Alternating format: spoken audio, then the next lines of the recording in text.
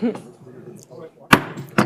evening and welcome to the April 8th, 2019 meeting of the Shawnee City Council. I'd ask that you please silence your electronic devices at this time. I am Mayor Michelle Disler. I will be chairing this meeting. I will do a roll call at this time. Councilmember Zimmerman? Present. Councilmember Neighbor? Present. Councilmember Jenkins? Here. Councilmember Kimling? Present. Councilmember Meyer is absent. Councilmember Larson-Bonnell? Present. Councilmember Sandifer? Present. Councilmember Constance? Present. Thank you. Please stand and join us for the Pledge of Allegiance, followed by a moment of silence. Pledge allegiance to the flag of the United States of America and to the republic for which it stands, one nation, under God, indivisible, with liberty and justice for all.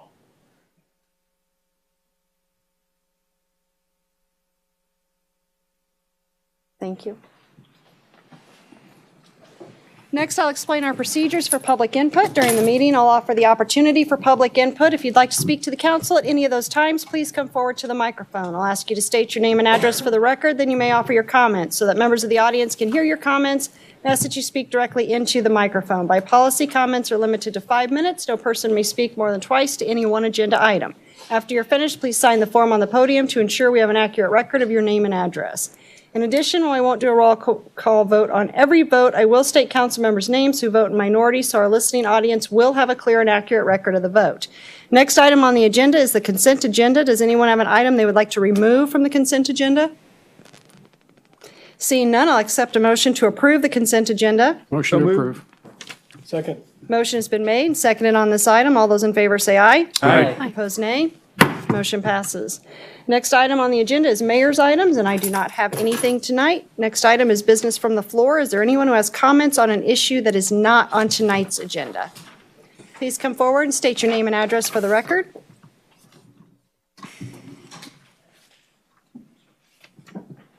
Rodney Hauk, 12807 West 70th Terrace. Back in 2012, as a volunteer with the volunteer organization for the city, I stepped into a role as program outreach for City Ride, the transportation service for seniors. And Vicki Charlesworth then asked me to join the task force group that managed that program, which I continued in the role of outreach, plus doing a lot of statistical work on ridership, and actually created some of the literature that was used by the program. I stepped out of that role and off of that committee about a year ago, but I'm here tonight because I'm very disappointed that the city has not had any communication in print about City Ride, neither in Few Good Words or in the City Line. And I'm just wondering why. I can, Stephen Powell, our Deputy City Manager, who's, as you know, has been in, worked on that initiative. I can talk to him as something that I can speak with our Communications Manager and see if we can do some additional outreach, so. Okay, I think it's very needed. Our seniors need to know that that service is out there. Thank you. Anyone else have comments on an issue that is not on tonight's agenda? Seeing none, the next item on the agenda is public items. Item number 1 is to consider approving final plans, adopting resolution number 1876, ordinance number 3273, in order to acquire private property related to the Johnson Drive and Widmer Street Storm Drainage Improvements Project number 3460. Final plans are complete. Staff has identified easements that are needed in order to construct the project. A resolution and ordinance are required to begin the condemnation process while continuing work to obtain any outstanding easements. Staff is also requesting approval of the final plans and authorization to proceed with the bidding process. There are 3 recommended actions. First recommended action is consider approving final plans, authorizing staff to bid the project. Does anyone on the council have any questions? Anyone from the audience like to speak to this item? I'll accept a motion. Move to approve. Second. Motion has been made, seconded on this item. All those in favor say aye. Aye. Opposed, nay. Motion passes. Second recommended action is consider adopting resolution number 1876. Does anyone on the council have any questions? Anyone from the audience like to speak to this item? I'll accept a motion. Move to approve. Second. Motion has been made, seconded on this item. All those in favor say aye. Aye. Opposed, nay. Motion passes. Third recommended action is consider passing ordinance number 3273. Does anyone on the council have any questions? Anyone from the audience like to speak to this item? Seeing none, I'll accept a motion. Move to approve. Second. Motion's been made and seconded on this item. All those in favor say aye. Aye. Opposed, nay. Motion passes. Item number 2 is to consider approving final plans, adopting resolution number 1877, ordinance number 3274, in order to acquire private property related to the Quivira Drive and Park Street Storm Drainage Improvement Project number 3466. Final plans are complete, and staff has identified easements that are needed in order to construct the project. A resolution and ordinance are required to begin the condemnation process while continuing work to obtain any outstanding easements. Staff is also requesting approval of the final plans and authorization to proceed with the bidding process. There are 3 recommended actions. First recommended action is to consider approving final plans, authorizing staff to bid the project. Does anyone on the council have any questions? Mr. Zimmerman. Yeah, I've received several calls about this particular project from people in the neighborhood. Several concerns. Doug, could you speak a little bit to how the plans are evolving, specifically as it relates to replacing some of the trees was one issue. Then I think there was a question of an island at the entrance of Park Street. And I know you've been working on it. I just thought it'd be nice to get it on record. And happy birthday, by the way. No. That was part of the announcements later. Never mind. Doug Whitaker, Public Works Director. 2 things. One is, yes, I know there were some concerns that came in. I've talked with the project engineer, and there's also the design engineer, consulting engineers that are both here if we need to get more specifics. We knew there was a problem with the trees. Just so you understand, just for the council's benefit, the pipes are 20 feet under the road.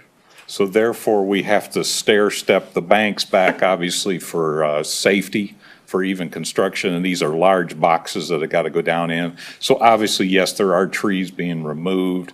We are working with the engineer right now to place back in there that we would plant some trees back in there. We've worked with our Parks Department, who's helped identify what would be the best trees in there.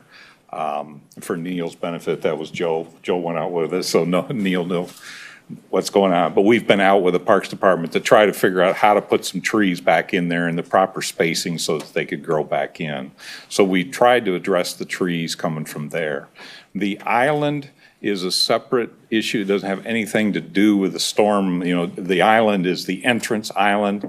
It's an issue with how the driveway lines up on that island at the entrance to the subdivision.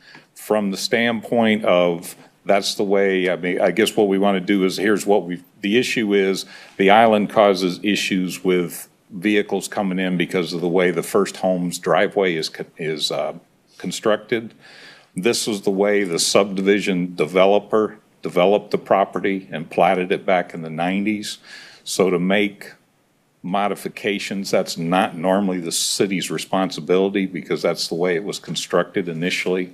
What we have done, and my understanding is, we are going to do a bid alternate so that we get the benefit of the contractor that's on site could do an island modification as part of the drainage project.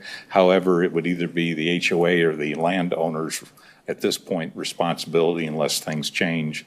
It's a responsibility to make pay for that work. But we are trying to do it as a bid alternate so that it's part of a bigger project, not bringing in a separate contractor, which obviously could raise the price. So those are the 2 major things that I'm aware of. Cool. Thanks, Doug. Okay. Any other questions or comments from the council? Anyone from the audience like to speak to this item? Please come forward and state your name and address for the record. My name is Kathy Everett. I'm at 13705 West 54th Terrace in Woodland Place Homes Association. I also am the HOA's president of the Homes Association. We do have some concerns about how this was handled. We have 3 phases that are our neighborhood, one being at 54th Terrace on the east side, one on the west, and specifically Park where you're going to be doing your project. We have not been notified at all. It's a poor public relations effort on the city's part. Not one single homeowner was notified for a public hearing, 1 and/or 2. 2 of the people that that will be greatly affected, especially the one where the epicenter is on the northeast corner of Park. He didn't get any public notification. The only thing he got was a letter saying that they needed TCE, which is temporary construction easement, signed. So as a homes association, I have 57% of my homes over there, and those 57% or 54 homes out of 93 or 94 will be affected greatly by the most expensive thing in our neighborhood, which is our swimming pool, which is the time that you're going to actually start this project, which is at the end of the school year. And those people, we pay 50% of our dues to go towards access to that swimming pool. And the area of access that does not have an easement for you all to go across is actually HOA common area. And I have a flyer or a handout, if I could pass that out to each of you to look at.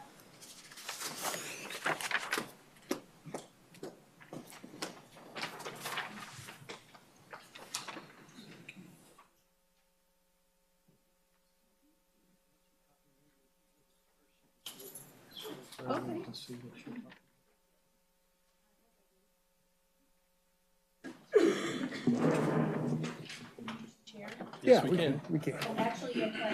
Oh, okay. Thanks, Kathy. There is a highlighted area on there of orange, and that area is designated back in the 90s by Bob Sailors, or the Great Plains Development Company. He put that in by the swimming pool. Are you putting that up? It's the orange part, yeah. That actually is the sidewalk that runs along house number 54, lot number 54, which is another home that wasn't given public notice that you're going to be doing this project. The sidewalk to that pool is our only access for the residents, which holds 57% of our homeowners, and none of those homeowners accept the letter that was sent to the Richies, not a public notice letter, a TCE signature letter was sent to him, as well as Greg Ahrensman. And the HOA has not been notified, and it is clearly marked that that is not a drainage easement and not to be used as a drainage easement.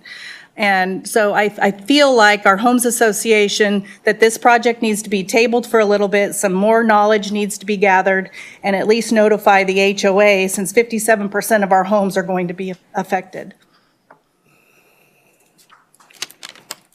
I think that's all I have. Thank you.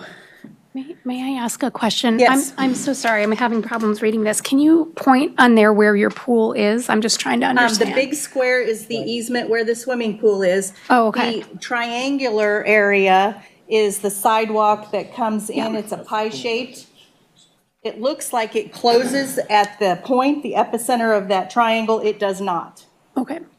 And we've had a lawyer look at it, and a couple of professionals that actually do mapping, and that is not how Bob Sailors or Great Plains wanted it to close off. So it is not an easement. It is an easement that you have to ask for access through the HOA for also. Any other questions? Yes. Ms. Constance? I'm not sure who this question is for. It says in our packet that there was a neighborhood meeting on February 7th and March 21st. So it sounds, and if I'm in the right one, a neighborhood meeting attended by 11 people? And were you saying there wasn't a neighborhood meeting about it? No, you all had a meeting here, and actually Greg can address that. I was not a part of that meeting at the time. I was out of town. Okay. So I would actually ask him to step up and talk regarding that. Okay. I'll leave that up there. Thank you. Please state your name and address for the record. Sure. Good evening. My name is Greg Ernzen. I'm at 5329 Park Street, which is the southeast corner of Quivira Drive and Park, kind of at the epicenter of this entire project. In regards to the notifications, in visiting with several homeowners, they have stated that they did not receive proper notification for either the first or the second letter. I myself only received notification of the first letter, not the second notification. Through multiple different correspondences with the city, I realized that there was a second public notification letter that had gone out that I had not received. And we email blasted out to the neighborhood, which is how the people that attended the second notification got that, got that notice. I was the only one that attended the first notification. The first phase, which Kathy lives in, she did not receive a notification for either one, and her neighbors have stated that they have not received notification.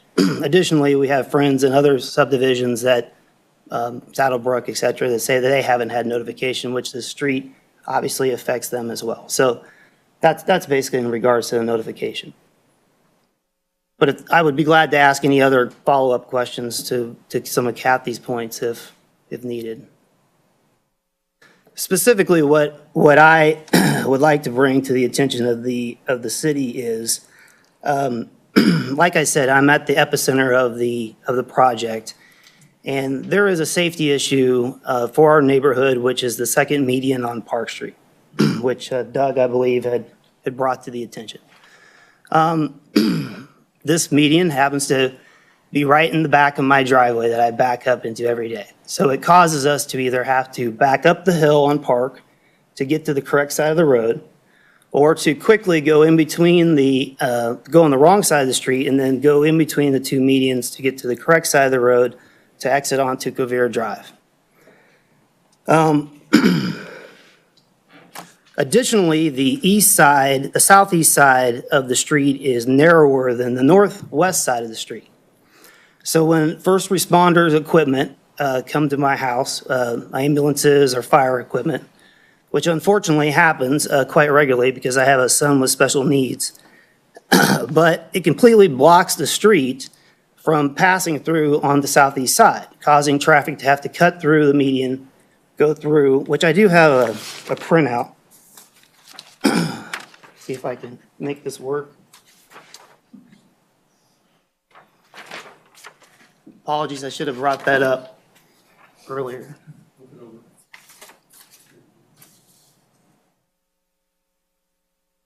So here's my house. Here's the driveway heading up the street or coming through here and diving through. I actually put the wrong one up. In any case, I've spoke with Kevin Manning, the city transportation manager. He's reviewed and concluded that there's no purpose for the median from a safety standpoint on the street. It's strictly there for aesthetic purposes, as has been brought up. It was originally in the development. There's no denying that. However, there's no purpose to it. It causes a safety issue, and I've also provided documentation that the Woodland HOA is completely on board with the removal. I've gotten signatures from the neighbors directly across the street for the removal. Everyone is completely on board with it. Currently, as Doug has stated, the removal is to be bid as an alternate to be paid for at my expense. However, I'd like to ask the city to include the removal into the scope of the project based on the fact that under the results section of your memorandum, and I'll spare you from reading the entire paragraph, it states, the goals on behalf of the citizens is for a well-planned community and safe community. I think that this fits under those goals. Additionally, the paving on the street not only is going to take out the entire Quivira Drive past the entrance to Park, but is also going to go all the way up about halfway through that second median. So construction equipment is going to be there, paver is going to be there, asphalt's going to be there.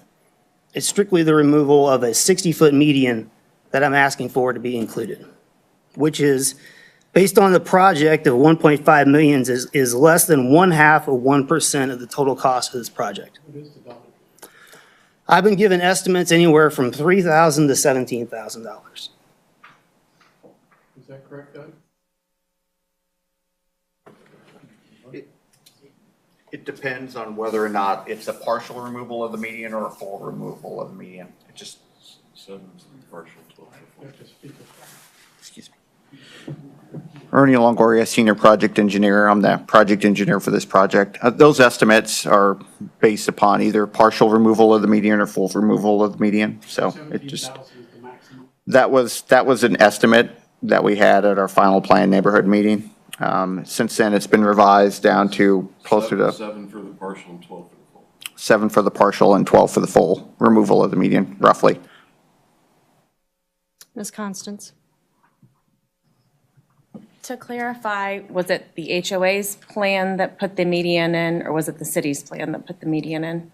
It's my understanding the development took place in the 90s. It's my understanding that the developer put the second median The in there. developer, okay. And it was required by the 7th city. Well, to that point, I traveled around all the neighborhood communities that were roughly built at the same time, and there's not one in any neighborhood community that has 2 medians. So I don't believe that it was required at that time. And real quickly, you know, the city wants to say that the house was built wrong and the driveway was in the wrong, you know, there's no denying that this is a kind of a cluster, but I live it every day. But, you know, there was a permit that was issued to the city on the building permit. There was some sort of plan approval that went through. I'm not trying to go back 30 years and place blame on the city. I just wanted to try to clean this up while we have the equipment there.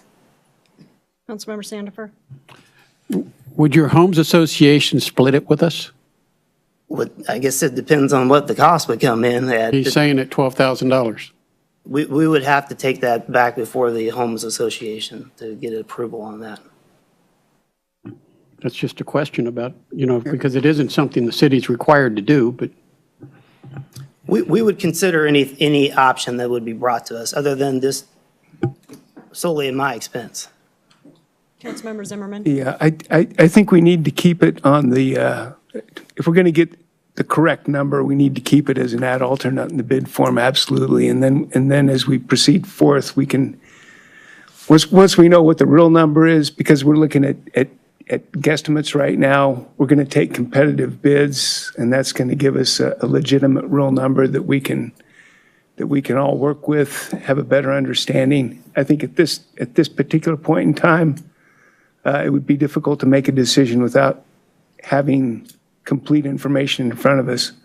I do think we need to keep it on the project as an addendum so we can move forth with it. And I do appreciate your comments about the safety concerns of a safety vehicle park there.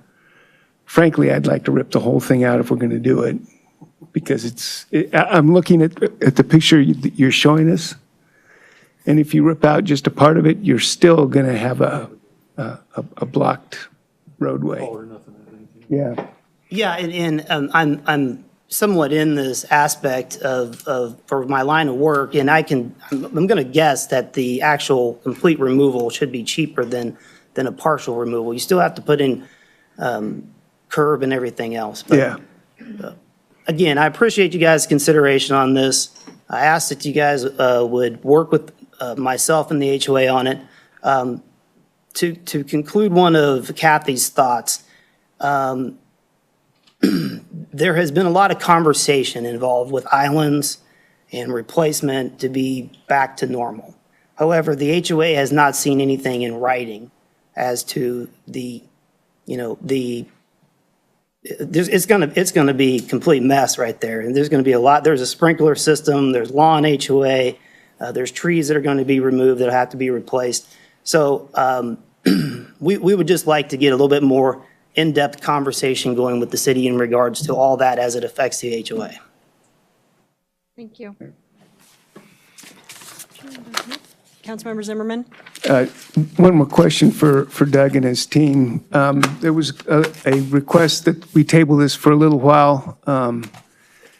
I'm a little bit concerned about the condition of that pipe that's underneath there. And if I'm concerned about delaying it, what the ramifications of that might be.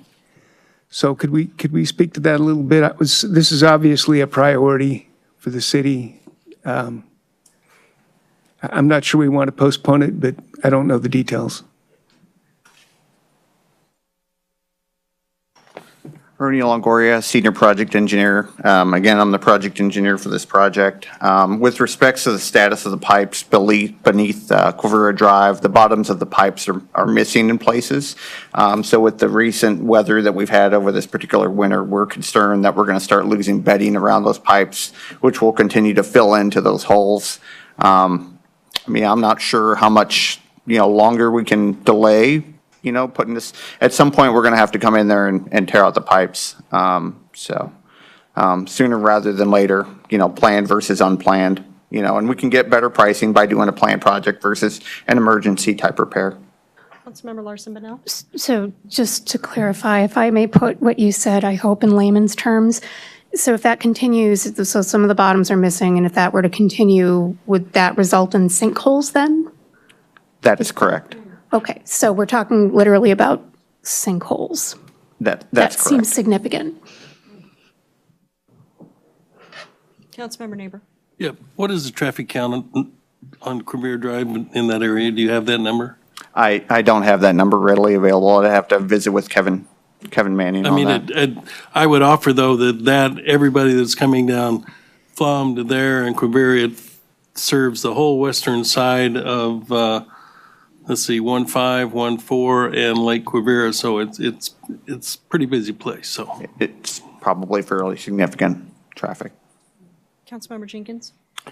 Yes, just a couple of things. First, I was just kind of curious if the city staff could answer what seemed to be the breakdown in the notification process. Because we have a number of people talk about they didn't get notifications. Did we have a glitch in there, or what was the issue? Does anybody know what the issue was?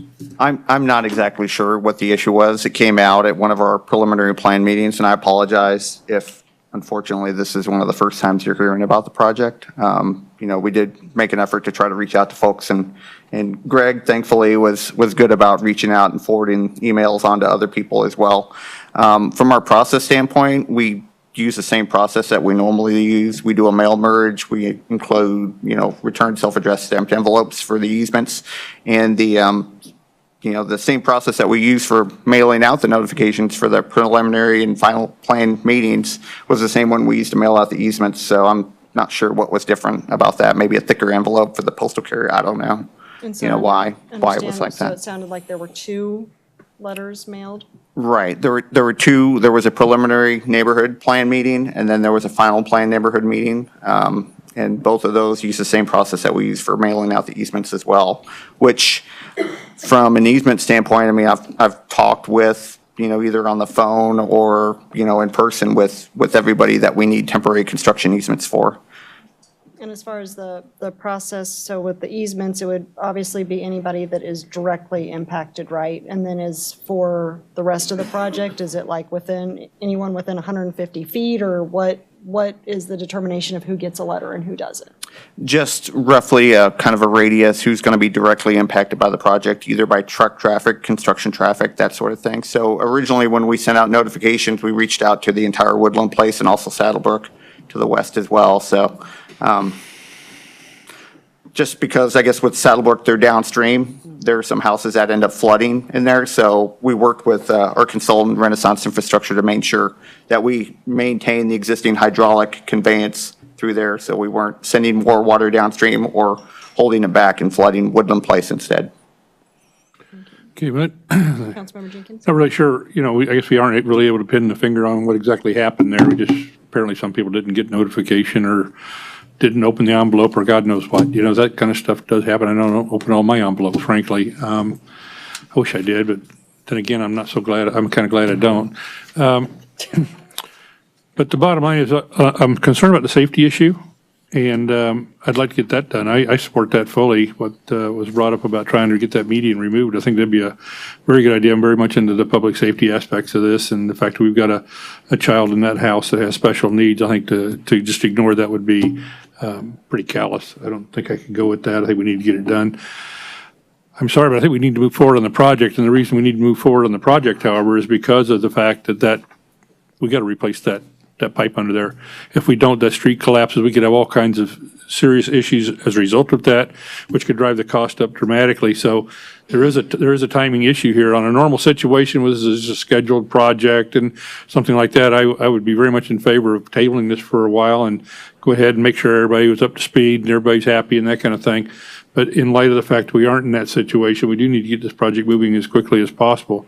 I'm going to support going ahead and moving forward with it. But when we get ready to make a motion, I'd like to make the motion because I'd like to include that median in there and see if people vote for it, yes or no. All right, and tonight's agenda item is to just approve the final plans and authorizing the staff to bid But making the that part of the project. special, making Yes, that part of the yeah. plans. Yeah, no, I was just clarifying for the audience that this isn't approval of the bid because we don't have it back yet. This is just sending it out to bid. Councilmember Zimmerman. So in the interest of improving communications, if you could, Kathy, if you could get us the name of all the people in that area that would like notification, would it be possible just to have a mailing list for this project? We'll try and up our game for you. We have none. You want to come up? Yep, name and address for the record, please. Nancy Hinkie, 5214 Renee, Woodland Place. So just a couple of things that Kathy didn't cover. First of all, you've already said we're going to take out the median. It sounds like that's going to be something approved. One comment I had about that, or question, was at the time when they put that in, didn't an inspector have to come out and approve that, and based on like where the driveways were and such? But that was one thing I was going to just bring up. The other thing is access to the pool. And I know when they had our plat laying out, I don't know how easy it was for you to see, but that one area is all trees. So from 55th down to Park Street, that's all trees. And that's a big part of our community. They're mature trees there. And so I know that we would feel a little bit more comfortable knowing what size of trees, and maybe this is down the road, and what kind of trees we're going to put there. Because it's very significant. It buffers our pool from the busy Quivira Lane. And the other thing that just wanted to bring up too, I don't know if there's anything we can do about this, but with that wide dig and where the pool's at, it's going to be a lot of, it's just going to be constant dirt. I think I talked to Mr. Zimmerman about that. And again, just want to bring that to your attention. My real concern as a resident living there is the trees. And, it really, if you get a chance to drive down there, it's very significant. And it's our common area. So, and I get that we have to do it because, sinkholes and such. That's all I had. Thank you. Thank you. Is there anyone else from the audience that would like to speak to this item?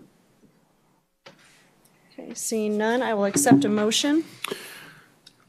Mr. Mayor, I'd make a motion that we go ahead and adopt the recommendation to approve the final plans and authorizing the bids, but I would like those plans modified to include the costs and the necessary planning and design to remove the median that we discussed in this meeting.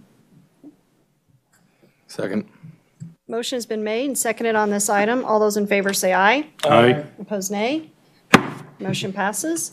The second recommended action is consider adopting resolution number 1877. Does anyone on the council have any questions?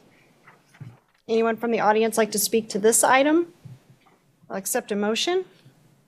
Move to approve. Second. Motion has been made and seconded on this item. All those in favor say aye. Aye. Opposed, nay. Motion passes. Third recommended action is consider passing ordinance number 3274. Does anyone on the council have any questions? Anyone from the audience like to speak to this item? I'll accept a motion. Second. Motion's been made and seconded on this item. All those in favor say aye. Aye. Opposed, nay. Motion passes. Next item on the agenda is from the Planning Commission meeting of March 18th, 2019. Item number 1 is to consider passing ordinance number 3275Z01-1903, rezoning 5.37 acres from agricultural to residential suburban for Monticello Ridge, a 2-lot, single-family residential subdivision located at 21701 West 73rd Terrace. Planning Commission recommended 9-0. The governing body approve the rezoning subject to the conditions of the staff report. The recommended action is to consider passing ordinance number 3275. Anyone from the council have any comments on this item? Anyone from the audience like to speak to this item? Seeing none, I'll accept a motion. So moved. Second. Motion's been made and seconded on this item. All those in favor say aye. Aye. Opposed, nay. Motion passes. Next item on the agenda is staff items. Item number 1 is to consider change order number 2, contract number 2018-0127 with Wiedenmann, Inc. for the 2019 Stormwater Pipe Repair Project number 3470. Governing body awarded the contract on November 26, 2018 during construction of the project. Deterioration of the reinforced concrete box beneath 64th Street and Larson Lane, map number 24, progressed so quickly between bidding, award, and construction that the originally bid repair plan was no longer feasible. The change order represents an increase in the amount of $212,311 for a revised contract amount of $1,540,729.92. Recommended action is consider approving change order number 2. Is there any discussion from the council? Mr. Jenkins. Just a simple comment. I think this kind of reinforces what we just talked about a few minutes ago about how time is sometimes of an essence. Here we're paying another $212,000 taxpayers' money because we couldn't move fast enough to get there before some additional damages occurred. And so just for the record purposes. Anyone from the audience like to speak to this item? Seeing none, I'll accept a motion. Second. Motion's been made and seconded on this item. All those in favor say aye. Aye. Opposed, nay. Motion passes. Item number 2 is to consider contract number 2019-032 with Heller & Heller for the Strategic Planning and Visioning Project. Project is included in the 2019 budget. Staff issued an RFP and received 5 responses. Staff is recommending Heller & Heller for an amount not to exceed $225,000. Project will include the strategic plan, a parks master plan, citizen survey, and business survey. The recommended action is to consider approving the contract. Is there any discussion from the council? Mr. Jenkins? Yeah, this is the Heller deal, right? Just a couple comments. So first of all, in the discussion part of the memorandum we received, it talked about who were on the committee to select the contractors for this development, not this development, for this study or strategic plan. And as I was reading through it, I was kind of disappointed I didn't see anybody from the Department of Public Works on there, because I know this is more of a contracting process, but I would like to have had their input in this process as we went through it. After all, those folks are pretty important to us in anything, as we're looking forward to, extending infrastructure or anything throughout the community. So I would like to have had them on there, so I was disappointed they weren't. The other thing was, and I've talked to Nolan about it today, and I'm really wanting to see some, a part of this plan, take a look at what areas of Shawnee have not been developed and what it would take to make those areas right for development.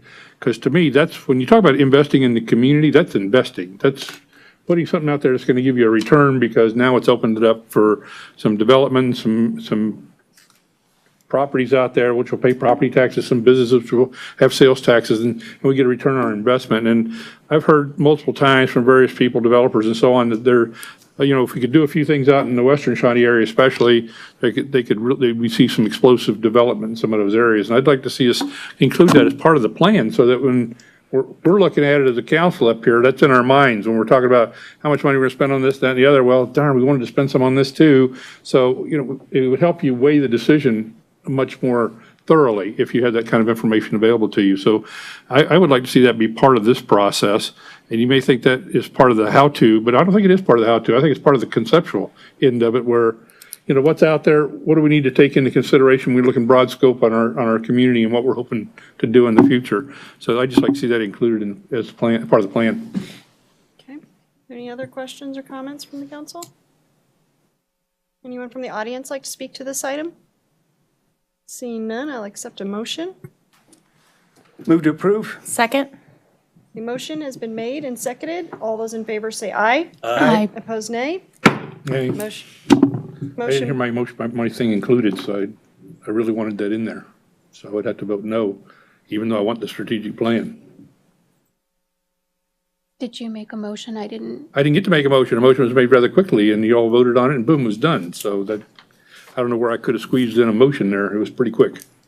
Okay, to clarify for the record, though, which part did you want added? The part I discussed, part of the strategic plan where we take a look at those areas of Shawnee where with an eye to infrastructure extension into those areas like sewers and so on, what would be kind of low-hanging fruit for us to move forward and get some development to some of those areas. And I think it'd be nice to have that as part of this analysis. If we're looking at a community-wide analysis, I think that would be an appropriate part to have in there. Well, I would fully expect that be part of our strategic plan when we meet. I mean, I have that expectation, whether it's part of the motion or not. I have that expectation. Did you have a comment, Councilmember Larson? It looked like this city staff had a presentation, and I was wondering why that disappeared. We can definitely give that presentation. It's, a lot of it is in your packet. Oh, okay. But just to reiterate, Councilmember Jenkins, we're so early in the process. This is really just allowing the council to approve a contract with these consultants. So moving forward, the council is going to have a number of different opportunities to include their thoughts and ideas, and also community involvement as well. So we absolutely will start to continue. Well, and that may well be, Caitlin, but also it may affect the cost and so on, as was pointed out by a couple of people on the council here, that if we make that as a contract mod, that might be costing us extra money. So it'd be nice to have that, already figured out what we're doing. And so we're not coming back in here doing adjustments to the contract later on. And do we have a copy of that contract for us to review? I can get that from you. So on the Ellis has reviewing that, so we had to make a few additions on some statutory issues, but we have that contract ready to go. So I mean, it's something that we've talked to. I have to clarify my Dougs here, but Doug Whitaker and both Doug Allman, and I think we'll see some of that as I've discussed with Councilmember Jenkins in terms of including some of that economic impact and kind of future development in terms of our CIP that'll be coming before the council, and so having those conversations as well. Also working with Doug Allman and Ron Hooper and kind of looking at kind of those gaps and kind of the infrastructure. I think there's some things that we can do excuse me, there's some things that we can do internally as well with that. And so there are some opportunities that we can look at, I think maybe that coincide with this. But if it's something that we feel like we want to have them specifically do, we might have to revise it. But there, as Caitlin mentioned, there's going to be a lot of opportunities that may be an outcome of the discussion. This is a little bit more high level, kind of the visioning, kind of where do we want to be in the future as far as that specific strategic planning part of it. So we don't actually even have a specific amount that we're discussing tonight because it's a not to exceed. So correct. We can we can roll through the presentation to kind of hits the high points of this. So you guys kind of understand the town hall meetings, the retreats with council, the staff workshops, kind of those different aspects of the plan. So.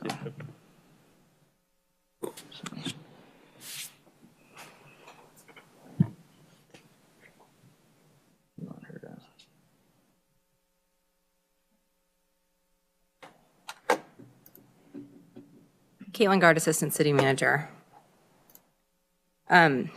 So as we've discussed, we're going to begin our strategic planning process. Staff issued an RFQ for this process to include the citywide strategic plan. It's the first strategic plan that the city's ever done. Parks and Recreation Master Plan, our biannual community survey, and then also our first ever business survey. We want those all to be incorporated in this process. Rather than going through those processes individually, we thought that it'd be great to bring those together, not to duplicate efforts and then thus duplicate costs. So when we say it's the first time we've ever done this, when we've done this in the past and we called it strategic plan, what were we doing if we weren't doing a strategic plan? Well, so there's never been a formal long-term vision document ever created. I guess if that you want to simplify the term of a strategic plan. But I would say we do annual work plans and annual budget discussions that have long-term visioning, but we've never brought community. When I say community engagement, we're going to be doing a number of different outreaches, a number of different surveys, our first ever business survey, and we're going to bring that all together into a long-term vision. So rather than having plan A and plan B and plan C, we're going to bring it all together into a comprehensive plan just to make sure that everybody's kind of on the same page rather than this group kind of doing their thing over here and this group kind of doing their thing over there. Does that make sense? Yes. Cool. because that is what we're doing. So as far as the firms that we selected, the contract is actually with Heller and Heller. They're going to be doing the Parks and Recreation Master Plan portion of this. They're going to be using Stantec as one of their consultants as well. As part of the strategic plan portion, we're going to be using strategic government resources, who we're very familiar with, and we work with them on employee engagement opportunities. And then per our normal community survey and parks needs assessment, we use our ETC Institute, and they'll also be doing our business survey as well. But as you know, we do the community survey every 2 years, and we do have it in the budget for 2019. As far as our parks needs assessment, we've done a number of them. We do them every 5 years, and it's going to be included in the Parks and Recreation Master Plan. And then, like I said, this is our first ever business survey, and we're going to be splitting that in partnership with the Chamber EDC. So as far as what does that strategic plan look like, we're going to have a number of town hall meetings. We want to reach out to all members of the community in every area, every demographic. We want to make sure everybody's heard. We want to have those, once we get that input, we want to have focus group meetings. So once we have more specific ideas and more specific topics that we want to start discussing, we're going to start making those into focus groups so we can really dive down into ideas, plans, visions for those specific topics. And then we're also going to include the survey input from that community survey and the business survey. And then we're going to compile all that information and bring it back to you as a council, have a number of different council retreats. We can kind of plan those however we want. We can do them full days, half days. We can also, and then once we come to terms with whatever we want during those 2 days, we'll also have an additional follow-up day just to make sure that everything's sparkly and clean. And then we'll have staff workshop too. We want to make sure that staff's involved just because we have a number of different staff members who are experts in their field. And for example, if we do include something along the parts of infrastructure, we want to make sure, Public Works is involved or community development's involved. We're going to start reviewing our mission, vision, value statements. I believe the city's mission, vision, and value statements were implemented by the council in 1991, I believe. So I think it's about time to start looking at those again, just to look at the vision moving forward rather than where we've been. And like I said, that strategic vision and then kind of the pillars on where we want to grow and kind of what those results are of the community and of this council and to implement that vision going forward. And then also to tie it into our work plan. Every year you see a work plan that staff puts forward. What projects are going to actually lead to success in that vision and success in that strategic plan. That's going to be implemented as part of this project as well. And it's all going to take approximately 6 months. As far as the Parks and Recreation Master Plan, we're going to look at all of the different great plans we already have. We have a number of different plans. Our Parks Department's awesome. And like I said, we have some stuff in recreation, we have some stuff in our parks division, but we want to bring that all together. And we also want to look at a demographics report. What does our community want? Really get that community engagement piece. And then also trends. What are other communities doing? What are the trends in our community? What does that look like?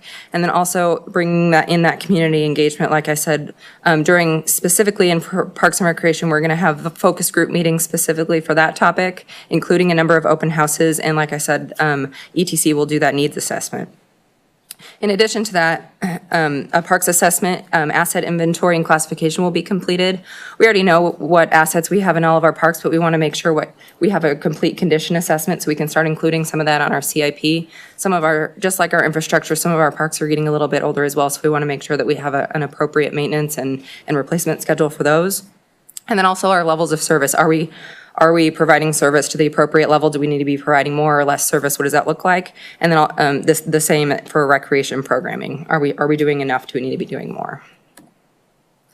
Also visioning, kind of which was what I was just talking about. What does vision look like for Parks and Recreation? What does that long-term plan look like? We need to make sure that it's included in our capital improvement program. And then also, we're going to have, we have a large number of assets that have a high dollar amount, and we can't just replace them all at once. So including that in a long-term capital improvement phasing implementation plan for replacement of those assets. We'll have a draft and final plan. We want to make sure that the council reviews both of those, make sure that they're included as well. And then also, what does the implementation look like there?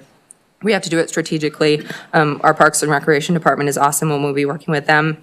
They are working towards the accreditation for their department. So this process will really help with that. And as far as the Park and Recreation Master Plan, that's going to take approximately 10 months. So if you have any questions, I'd be happy to answer them. Thank you. Okay, so are we ready to move on to the next item? Yeah.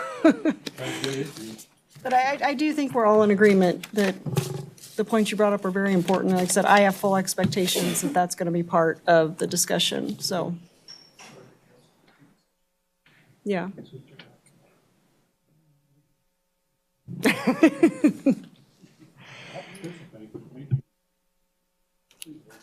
The next item on the agenda is miscellaneous items. Item number 1 is to ratify the semi-monthly claims for April 8th, 2019 in the amount of $1,290,948.21. Is there any discussion from the council? Anyone from the audience like to speak to this item? I'll accept a motion. Motion has been made, seconded on this item. All those in favor say aye. Aye. Opposed, nay. Motion passes. Miscellaneous council items. Does anyone on the council have an item they would like to discuss? We were going to sing happy birthday, but Matt blew that away, so. Item number 3 is to conduct an executive session. I will accept a motion to recess to executive session for 15 minutes to receive attorney and client privilege communications in accordance with K.S.A. 754319B2 for the purpose of protecting the confidentiality of these communications. At the conclusion of the executive session, the meeting will reconvene in city council chambers. Do I have a motion? Move to conduct a 15-minute executive session. Second. Motion has been made, seconded on this item. All those in favor say aye. Aye. Opposed, nay. Motion passes. Can we just Not to stop. We're going to go back.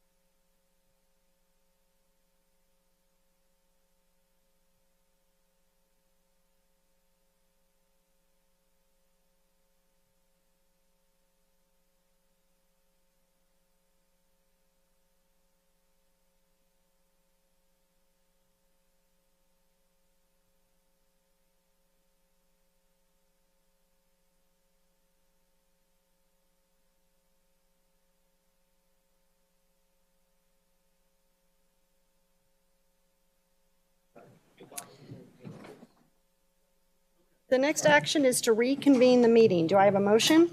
So moved. Second? The motion's been made and seconded on this item. All those in favor say aye. Aye. Opposed, nay. Motion passes. If there are no other items, I'll accept a motion to adjourn. Move to adjourn? Second. Motion's been made and seconded to adjourn. All those in favor say aye. Aye. Opposed, nay. Motion passes. We are adjourned. Thank you.